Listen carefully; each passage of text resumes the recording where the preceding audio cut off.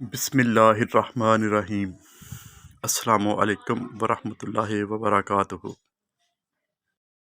ہمارا چینل قصہ کہانی میں آپ کو خوش آمدید۔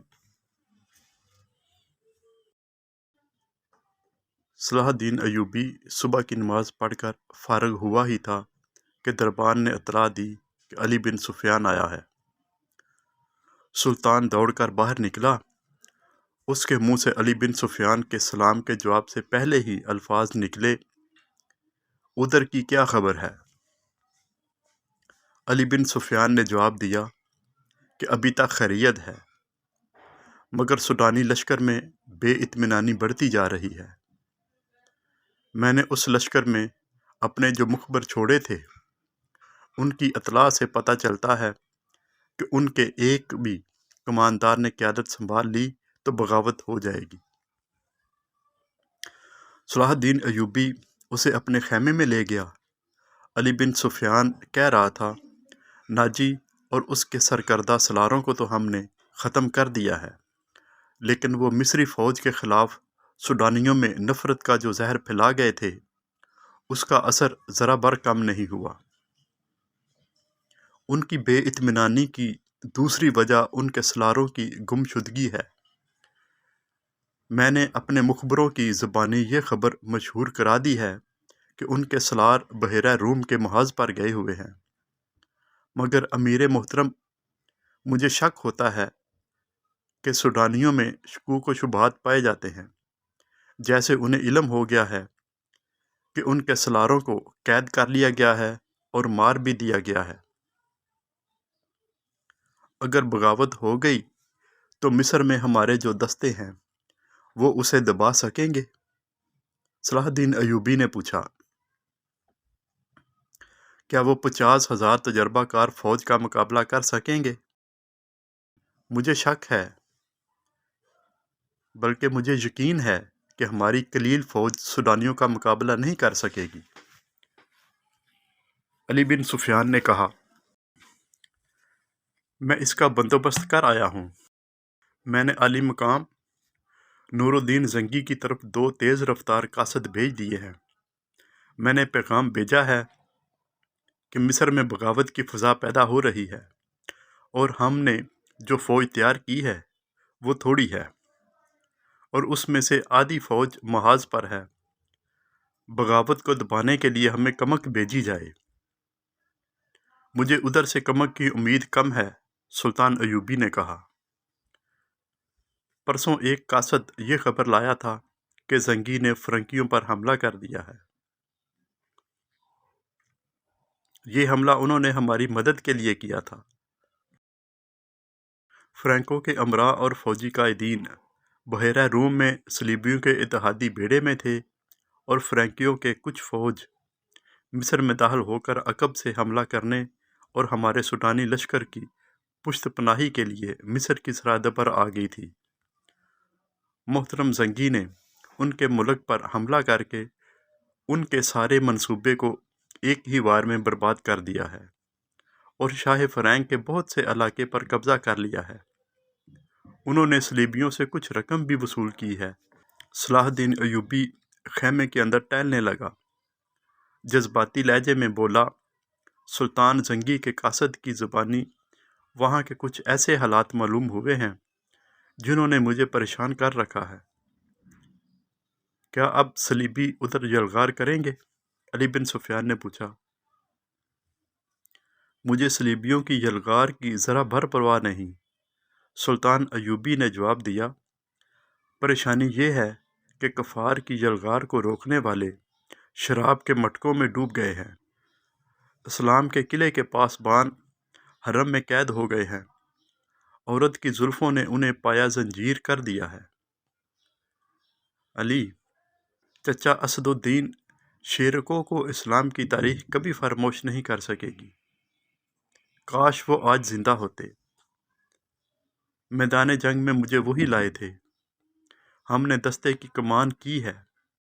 میں ان کے ساتھ صلیبیوں کے محاصرے میں 3 مہینے رہا ہوں۔ مجھے شیرکو ہمیشہ سبق دیا کرتے تھے کہ گھبراہٹ اور خوف سے بچنا اور رضائے الہی کا قائل رہنا۔ اور اسلام کا علم بلند رکھنا۔ میں شیر کو کی کمان میں مصریوں اور صلیبیوں کی مشترک فوج کے خلاف بھی لڑا ہوں۔ اسکندریہ میں محاصرے میں رہا ہوں۔ شکست میرے سر پر آ گئی تھی۔ میرے مٹھی بھر عسکری بد دل ہوتے جا رہے تھے۔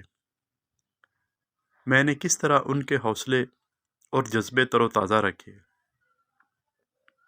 یہ میرا اللہ ہی بہتر جانتا ہے۔ چچا شیر کو نے حملہ آور ہو کر محاصرہ توڑا، تم یہ کہانی اچھی طرح جانتے ہو۔ ایمان فروشوں نے کفار کے ساتھ مل کر ہمارے لیے کیسے کیسے طوفان کھڑے کیے، مگر میں گھبرایا نہیں، دل نہیں چھوڑا۔ مجھے سب کچھ یاد ہے۔ سلطان علی بن سفیان نے کہا، اس قدر مارکہ آرائیوں اور قتل و غارت کے بعد توقع تھی کہ مصری راہ راست پر آ جائیں گے، مگر ایک غدار مرتا ہے تو ایک اور اس کی جگہ لے لیتا ہے۔ میرا مشاہدہ یہ ہے کہ غدار کمزور خلافت کی پیداوار ہوتے ہیں۔ اگر فاطمی خلافت حرم میں گم نہ ہوتی تو آج آپ صلیبیوں سے یورپ میں لڑ رہے ہوتے، مگر ہمارے غدار بھائی انہیں سلطنت اسلامیہ سے باہر نہیں جانے دے رہے۔ جب بادشاہ عیش و عشرت میں پڑ جائیں تو رعایا میں بھی کچھ لوگ بادشاہی کے خواب دیکھنے لگتے ہیں۔ وہ کفار کی طاقت اور مدد حاصل کرتے ہیں۔ ایمان فروشی میں وہ اس قدر اندھے ہو جاتے ہیں کہ کفار کے عزائم اور اپنی بیٹیوں کی عصمتوں تک بلا دیتے ہیں۔ مجھے ہمیشہ انہی لوگوں سے ڈر لگتا ہے۔ صلاح الدین ایوبی نے کہا، اللہ نہ کرے، اسلام کا نام جب بھی ڈوبا مسلمانوں کے ہاتھوں سے ڈوبے گا۔ ہماری تاریخ غداروں کی تاریخ بنتی جا رہی ہے۔ یہ رجحان بنتا جا رہا ہے کہ ایک روز مسلمان جو برائے نام مسلمان ہوں گے اپنی سرزمین کفار کے حوالے کر دیں گے۔ اگر اسلام کہیں زندہ رہا تو وہاں مسجدیں کم اور کعبہ خانے زیادہ ہوں گے۔ ہماری بیٹیاں صلیبیوں کی طرح بال کھلے چھوڑ کر بے حیا ہو جائیں گی۔ کفار انہیں اسی راستے پر ڈال رہے ہیں، بلکہ ڈال چکے ہیں۔ اب مصر سے پھر وہی طوفان اٹھ رہا ہے۔ علی، تم اپنے محکمے کو اور مضبوط اور وسیع کر لو۔ میں نے اپنے رفیقوں سے کہہ دیا ہے کہ دشمن کے علاقوں میں جا کر شب خون مارنے اور خبریں لانے کے لیے تنومند اور ذہین جوانوں کا انتخاب کرو۔ صلیبی اس محاذ کو مضبوط اور پر اثر بنا رہے ہیں۔ تم فوری طور پر جاسوسی کرو، جنگ کی تیاری کرو۔